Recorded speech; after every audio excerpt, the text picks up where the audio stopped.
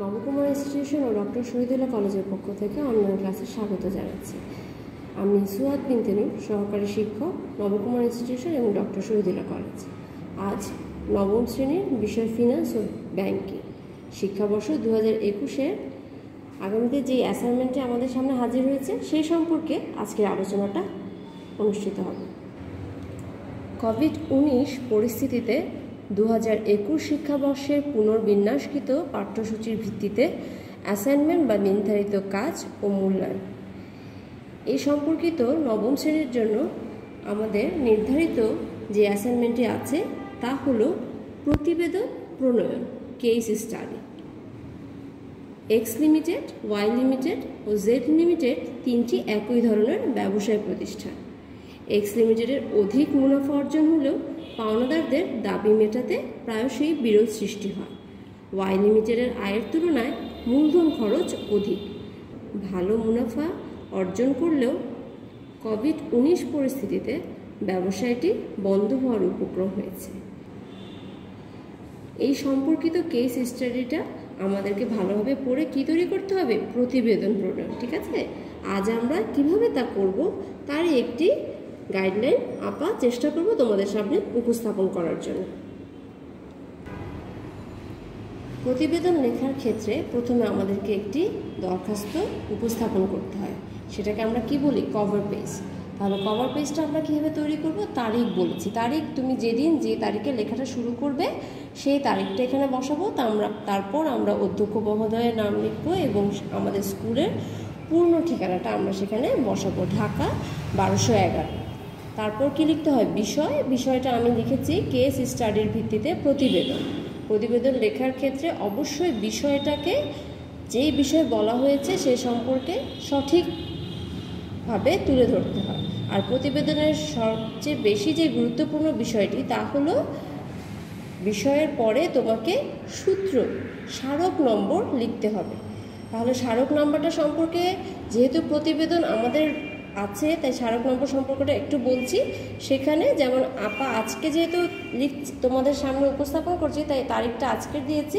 সূত্রতে লেখার ক্ষেত্রে যেটা প্রয়োজন তা হলো আমরা যেই নম্বরের অ্যাসাইনমেন্টটা পাবো তার একটা নম্বর দিতে হবে, তারপর প্রতিষ্ঠানের পূর্ণ নামের একটি সংক্ষিপ্ত রূপ দিতে হবে, তারপর তুমি যেদিন অ্যাসাইনমেন্টটি তৈরি করবে সেই দিনের তারিখ লিখবে। এখানে আজকে যেহেতু তোমাদের সামনে উপস্থাপন করছি তাই আজকের নাম্বারটা দিলাম।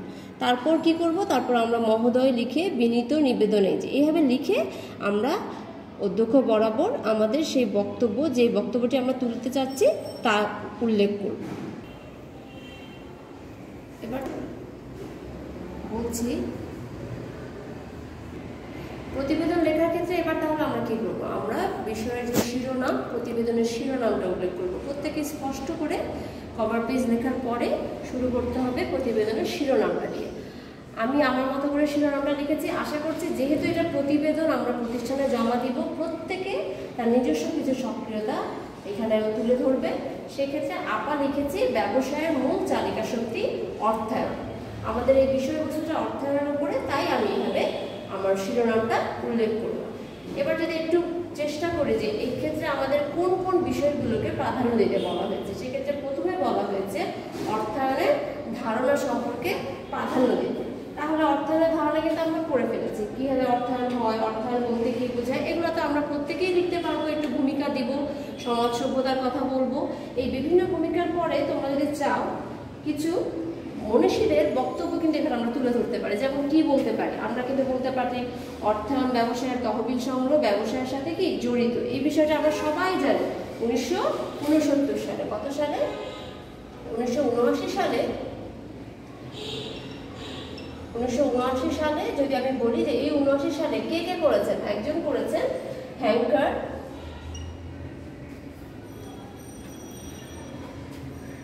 হ্যাঙ্কারের কথা আমরা শুনেছি না? এই যে খুবই নাম করা একজন মনীষী অর্থায়নবিদ, তিনি বলেছিলেন যে অর্থায়ন ব্যবসায়ের তহবিল সংগ্রহ ও ব্যবহারের সাথে জড়িত। এরপর যদি আরও একজন মনীষীর কথা বলতে চাই সেক্ষেত্রে আমরা কার কথা বলতে পারি? আমরা কুনিগির কথা বলতে পারি, আমরা কেইসারের কথা বলতে পারি। এভাবে তোমাদের পছন্দ মতো কিছু মনীষীর বক্তব্য কিন্তু তোমরা চাইলে এখানে উপস্থাপন করতে পারো। আমি আরও একটা বিষয় যেটা আমাদের কাছে এখন আমরা যখনই গুগলে সার্চ করতে যাই বা কোনো কিছুর অর্থ অভিধান থেকে জানতে চাই, সেক্ষেত্রে আমাদেরকে কোনটা সবচেয়ে বেশি হেল্প করে? আমরা কিন্তু উইকিপিডিয়ার সমর্থন নিই, তাই না? এখন আমি যদি এই বিষয়টা যখন আমরা উপস্থাপন করব, সেক্ষেত্রে যদি আমরা চেষ্টা করে দেখি যে উইকিপিডিয়া আমাদেরকে এই অর্থায়ন সম্পর্কে কি বলেছে। উইকিপিডিয়া থেকে জানা যায় যে অর্থায়ন সম্পর্কে বলা হয়েছে, অর্থায়ন হচ্ছে অর্থ ব্যবস্থাপনার বিজ্ঞান। এর ক্ষেত্রে আরো কিছু লেখা যায়, কিন্তু আমরা কিন্তু চাইলে আরো অনেক কিছু মনীষীদের কথা বক্তব্য এখানে তুলতে পারি। যেহেতু এটা একটা প্রতিবেদন, যতটুকু তুমি লিখবে আমি আশা করব প্রত্যেকেই যাতে যেই মনীষীর কথা আমরা তুলছি সাথে করে যাতে আমরা তাদের নাম এবং কোন সন থেকে আমরা নিয়েছি তথ্যসূত্রগুলো সেখানে উপস্থাপন করি। এরপর আপা তোমাদেরকে কিছু চিত্রের মাধ্যমে চেষ্টা করেছে যে এখানে কিছু চার্ট আঁকার, যে চার্টের মাধ্যমে কিন্তু অর্থায়ন বিষয়টাকে আমরা বোঝাতে পারি। যেমন এখানে যেটা বলা হয়েছে অর্থায়ন, অর্থায়নকে আমরা কি ভাগে ভাগ করতে পারি? অর্থায়নটা হচ্ছে কি অর্থ সংস্থান করা, তাই না? যে কোন কোন খাত থেকে সেটাকে আসছে, তখন সেক্ষেত্রে হতে পারে ব্যাংকিং, স্থির ব্যয়ের বিষয়টাকে আমরা একটু জেনেছি, লিভারেজ মনে আছে না? লিভারেজ পড়েছি। ঋণ, মূলধন, ঋণটাও আমরা মূলধন হিসেবে ব্যবহার করি। বাজার বিশ্লেষণ করতে হবে, কারণ বাজারে কি আমরা স্বল্প মূলধন দিয়ে আমি আমার ব্যবসা প্রতিষ্ঠানটাকে এগিয়ে নিয়ে যেতে পারবো না, সেখানে আমার দীর্ঘমেয়াদী আলোচনা লাগবে। অর্থ সংস্থানের সঠিক ব্যবহারটা করতে হবে। লাস্ট কি বিনিয়োগ, ইনভেস্টমেন্টের ক্ষেত্রে সেটাকে কিভাবে আমি সুচারুরূপে প্রয়োগ করব, এই বিষয়টাকে আমরা নিয়ে আসতে পারি কিসের মধ্যে? একটা অর্থায়নের গ্রাফিক্যাল চিত্রের মাধ্যমে আমরা সেটাকে দেখাতে পারি। অবশ্যই প্রত্যেকটা ক্ষেত্রে, যেটা আস্তে আস্তে আমরা নবম দশমে যাচ্ছি, এসএসসি পরীক্ষা দিব এক সময়, এখন হয়তো আমরা নবমে আছি, চেষ্টা করব আমরা যখনই কোনো গ্রাফ তৈরি করব সেখানে চিত্রটা নামটা সঠিকভাবে তুলে ধরতে। তাহলে এই যে ছবিটা আমরা দেখলাম, গ্রাফটা দেখলাম, সেখানে আমরা কি বুঝাচ্ছি? এটা হচ্ছে অর্থায়নের প্রকৃতি, কোন কোন বিষয়গুলোকে আমরা সংযুক্ত করেছি। তাহলে তোমরা কিন্তু চাইলে এখানে কি করতে পারো, এখানে কিন্তু নাম্বার দিতে পারো, ফিগার নাম্বারটা থাকতে পারে। আর সবচেয়ে বড় বিষয় আমরা এখন আরও একটা জিনিস শিখবো, তা হলো ফিগার নাম্বারের সাথে যে জিনিসটা দিতে হয় তা হলো তথ্য সূত্র। তুমি এই ফিগারটা কোথা থেকে পেয়েছো, মানে কোথা থেকে তোমাকে এইটা বলে যে এই বিষয়টাকে আমরা এর ভিতরে ইনক্লুড করতে পারি। সেক্ষেত্রে তথ্য সূত্রটাকে অনেক বেশি কি বেগবান করবে তোমার এই যে জিনিসগুলো যে তুমি ইনক্লুড করছো সেই বিষয়ে। এখানে যদি আমি বলি এই বিষয়টা তখন আমি কোথায় পেয়েছি, আমি যেহেতু এই ছবিটা তোমাদের সামনে উপস্থাপন করেছি, যে গ্রাফটা এনেছি এটা আমি পেয়েছি ইনভেস্ট মিডিয়া থেকে। হ্যাঁ, আমি এটা বাংলায় লিখি, ঠিক আছে?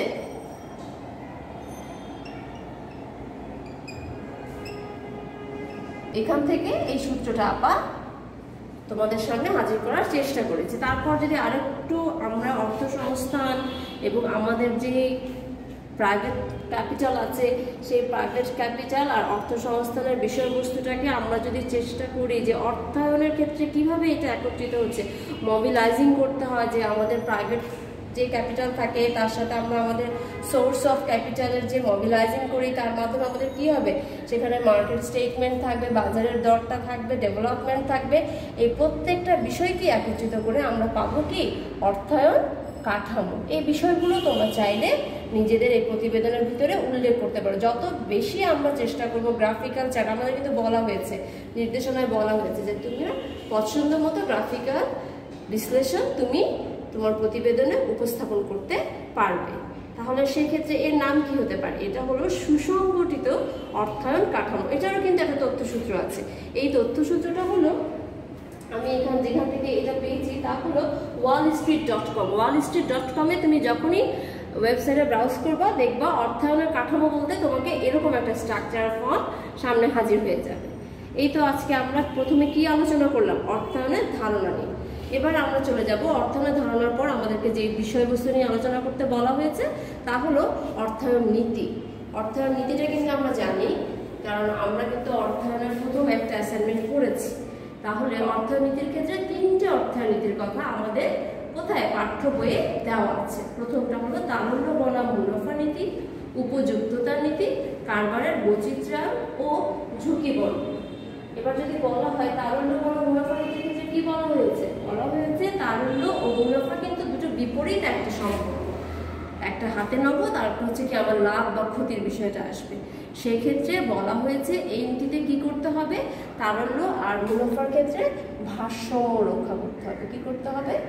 ভারসাম্য রক্ষা করতে হবে।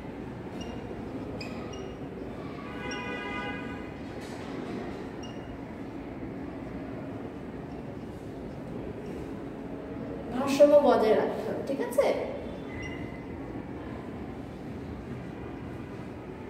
আর উপযুক্ততার ক্ষেত্রে কি বলা হয়েছে? উপযুক্ততার ক্ষেত্রে যে বিষয়টাকে বলা হয়েছে, উপযুক্ত এবং গ্রহণযোগ্য উৎস হতে অর্থ সংগ্রহ করতে হবে। কিভাবে? আমরা একটু শিখেছিলাম, যেটা বলা হয়েছিল দীর্ঘমেয়াদী, স্বল্পমেয়াদী, এই যে বিভিন্ন ধরনের, কোন স্বল্পমেয়াদী দিয়ে আমি কি কি খরচ নির্বাহ করতে পারি এবং দীর্ঘমেয়াদী দিয়ে কি কি খরচ নির্বাহ করতে পারি।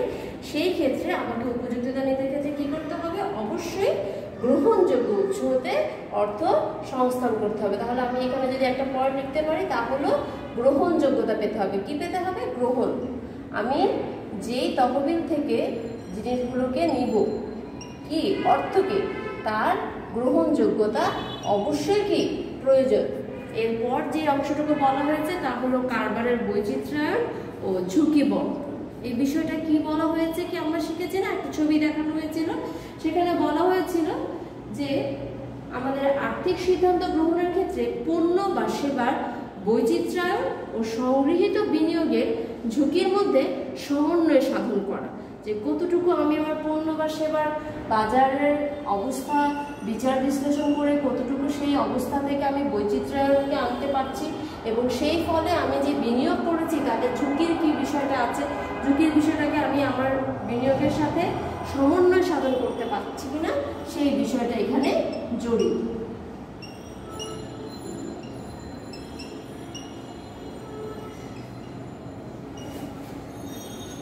এই তো আমাদের আলোচনা হয়ে গেল নীতি সম্পর্কে।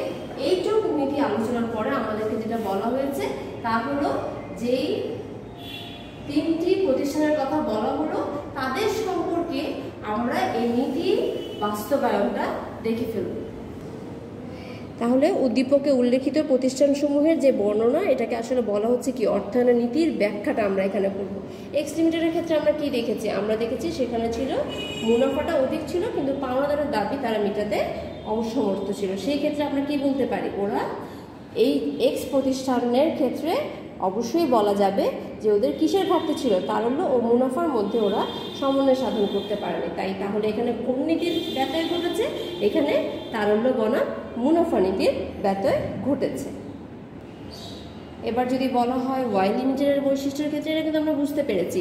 সেখানে তুলনামূলকভাবে বলেছিল কি মূলধন খরচটা অধিক কার থেকে? আয়ের পরিমাণটা থেকে। তার মানে আয়ের পরিমাণ করা, একটা প্রতিষ্ঠানে যখন আয়ের পরিমাণ কম হবে তাহলে বুঝতে হবে সেখানে উপযুক্তভাবে অর্থের সমন্বয় ঘটেনি। মানে অর্থ সংস্থানের ক্ষেত্রে স্বল্পমেয়াদী এবং দীর্ঘমেয়াদী তহবিলের মধ্যে যে উপযুক্ত ব্যবহারের সমন্বয়হীনতা ঘটেছে, এটা কিন্তু খুব সহজে আমরা বুঝে যাচ্ছি। সেক্ষেত্রে আমরা কি বলতে পারি? তাহলে এখানে কি সমস্যা হয়েছিল? এখানে ছিল উপযুক্ততার ক্ষেত্রে। তাহলে এটা কোন নীতির ব্যত্যয় ঘটেছে? উপযুক্ততার নীতির ব্যত্যয় ঘটেছে। এবার যদি বলা হয় জেড লিমিটেডের ক্ষেত্রে, আমাদের যেই উদ্দীপকে দেওয়া আছে জেড লিমিটেড সম্পর্কে যে কথাগুলো বলা হয়েছিল, যে তারা কোভিডের কারণে তাদের মুনাফাটা সেই পরিমাণ এখনও আসছিল না, তারা অনেক ক্ষতিগ্রস্ত হয়েছেন। তাহলে বোঝাই যাচ্ছে তারা বিগত বছর সমূহে যদি মুনাফা অর্জন করলেও বর্তমান যে বাজার পরিস্থিতির মূল্যায়ন, সেখানে কিন্তু তাদের অনুপস্থিতি লক্ষ্য করা গেছে। ভবিষ্যৎ কর্ম পরিকল্পনা থেকেও তারা কি ছিলেন? বিবর্জিত ছিলেন। আর পরিবর্তনশীল পরিস্থিতিতে কখনোই তারা সিদ্ধান্ত গ্রহণের ক্ষেত্রে কি খুবই অপারগ। এক্ষেত্রে আমরা কি বলতে পারি? আমরা অবশ্যই কিন্তু বুঝে গিয়েছি কি হয়েছে এখানে। কারবারের যে পণ্য ও সেবার ভিতরে বৈচিত্র্যায়নের বিষয়টা ছিল, সেটা কিন্তু একেবারেই নেই। এই কারণে আমরা বলবো কারবারের বৈচিত্র্যায়ন ও ঝুঁকি বন্টন নীতির ব্যত্যয় ঘটেছে।